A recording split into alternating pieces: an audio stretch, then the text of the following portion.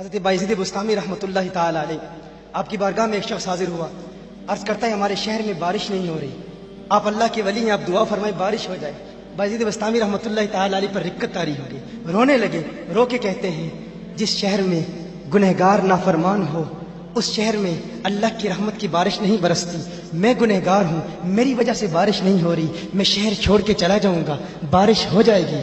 حضرت بایزید بستامی رحمۃ اللہ تعالی علیہ کے لبوں سے یہ جملے نکلے، یہ کلمات صادر ہوئے، تیری دعا نہ اثر سے کبھی ملول ہوئی، ادھر زبان سے نکلی ادھر قبول ہوئی۔ یہ جملہ نکلنا تھا۔ ادھر بایزید بستامی رحمۃ اللہ تعالی علیہ شہر سے باہر جاتے ہیں، اللہ کو یہی بات پسند آ گئی، وہ باہر جاتے ہیں، بارش کی برسات شروع ہو جاتی ہے۔ ڈرتے اتنا ہے، تقویٰ کا عالم کہ خود کو سب سے زیادہ گنہگار سمجھتے ہیں۔ کسی نے کہا کہ میری بیل کی دم اچھی ہے یا آپ کی داڑھی اچھی ہے؟ بایزید بستامی فرماتے ہیں اگر میری نجات ہو گئی میری داڑھی بہتر ہے، وگرنہ تیرے بیل کی دم ہی بہتر ہے۔ یہ خوف ہے، یہ ڈر ہے۔ ایک مرتبہ بایزید بستامی رحمۃ اللہ تعالی علیہ کا گزر ایک گلی سے ہو رہا ہے، کسی نے اوپر سے کچرا پھینک دیا، مٹی پھینک دی غلطی سے۔ بایزید بستامی رحمۃ اللہ تعالی علیہ اللہ کی بارگاہ میں عرض کرتے ہیں ہے اللہ یہ جسم تو آگ برسائے جانے کے لائق تھا، ابھی تک خاک ہی برس رہی ہے۔ یہ تقویٰ ہے، یہ ڈر ہے، اس قدر ڈر، اس قدر خوف۔ غوث اعظم کا خوف کتنا ہے۔ غوث اعظم اللہ کی بارگاہ میں دعا کرتے ہیں میرے اللہ اگر آخرت میں عذاب کا مستحق ہوا تو مجھے اندھا اٹھانا، نیکوں کے سامنے بڑی شرمندگی ہوگی۔ یہ ڈر ہے غوث پاک کا، یہ خوف ہے غوث پاک کا۔ یہ ڈرتے ہیں، کس قدر ڈرتے ہیں، لیکن ان کے ڈر میں اور ہمارے ڈر میں فرق کیا ہے وہ فرق واضح کروں گا۔ حضرت حسن بصری رحمۃ اللہ تعالی علیہ اپنی توبہ کا واقعہ بیان فرماتے ہیں۔ وہ فرماتے ہیں کہ میں امیر کبیر شخص تھا، بہت امیر تھا اور بصرہ کی گلیوں میں غریبوں کی خدمت کیا کرتا تھا۔ اچانک میں نے ایک حسین عورت کو دیکھ لیا اور میں اسے دیکھتا ہی رہ گیا۔ اس عورت نے مجھے کہا اما تشتہی، تجھے شرم نہیں آتی؟ میں نے کہا ممن، کس سے شرماؤں؟ اس نے کہا وہ جو آنکھوں کی خیانت کو دیکھتا ہے اور دلوں کے پوشیدہ رازوں کو جانتا ہے، تجھے شرم نہیں آتی؟ تجھے حیا نہیں آتی؟ کہا اس کا جملہ تو بہت بڑا تھا۔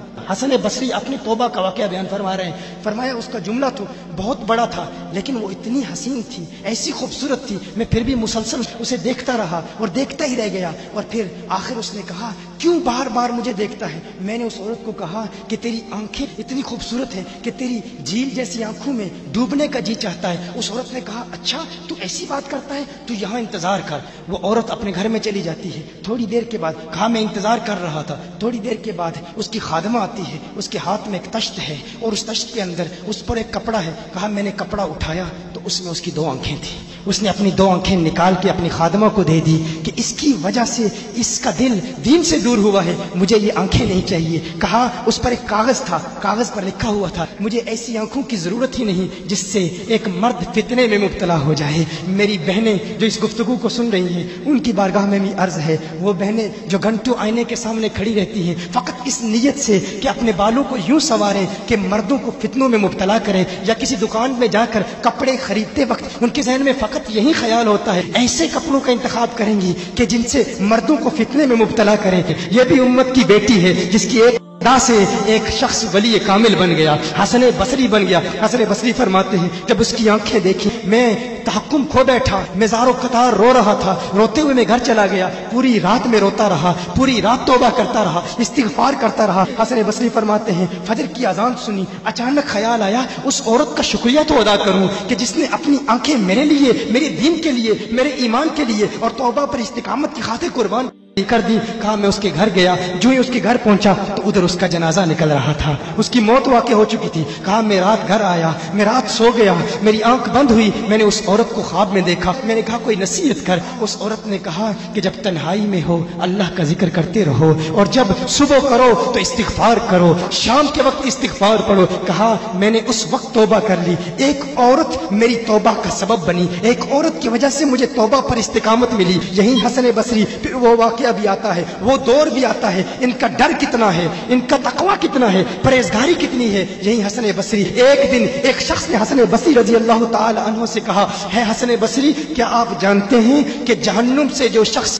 سب سے آخر میں جہنم سے نکالا جائے گا اور پھر یا حنانو یا منانو پڑھتا ہوا جہنم سے باہر نکلے گا؟ حسن بصری فرماتے ہیں کاش میں وہ شخص ہوتا، کاش میں وہ شخص ہوتا۔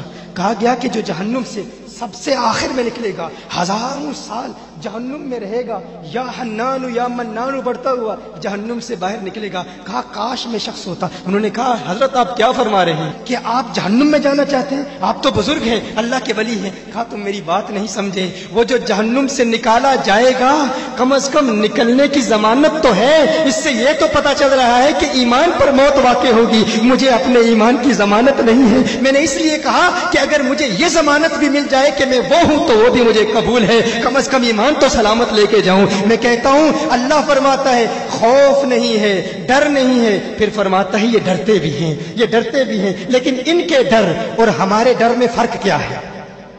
ان کے ڈر اور ہمارے ڈر میں فرق کیا ہے؟ وہ ایک سے ڈرتے ہیں، کسی دوسرے سے نہیں ڈرتے۔ فرق کیا ہے؟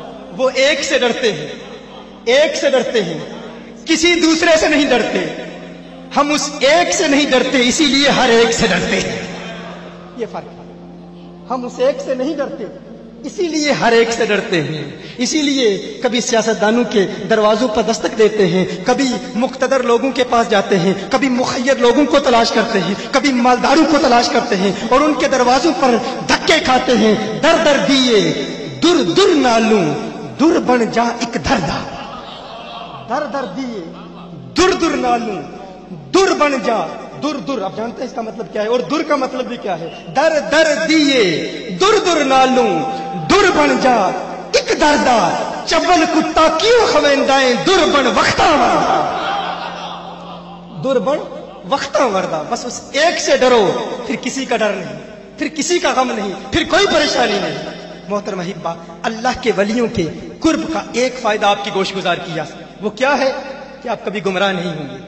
کوئی شخص اسلام کو دہشت گردی کا دین نہیں کہے گا اگر ہم تمام کو اولیاء اللہ کی بارگاہ میں زانوِ تلمس طے کرنے پر مجبور کر دیں، یہ ارادہ کریں ہم دین کا کام کریں گے۔ یونیورسٹیز میں، کالجز میں جتنے بھی نوجوان آئے ہوئے ہیں، آؤ ارادہ کرو، اگر اسلام کو اس کے عروج رفتہ سے دوبارہ آشنا کرانا چاہتے ہو تو آؤ اپنا کھویا ہوا وقار ایک مرتبہ پھر حاصل کرنے کے لیے ہم یہ ارادہ کریں کہ ہم لوگوں کو عوارف المعارف پڑھائیں گے، کشف المحجوب پڑھائیں گے۔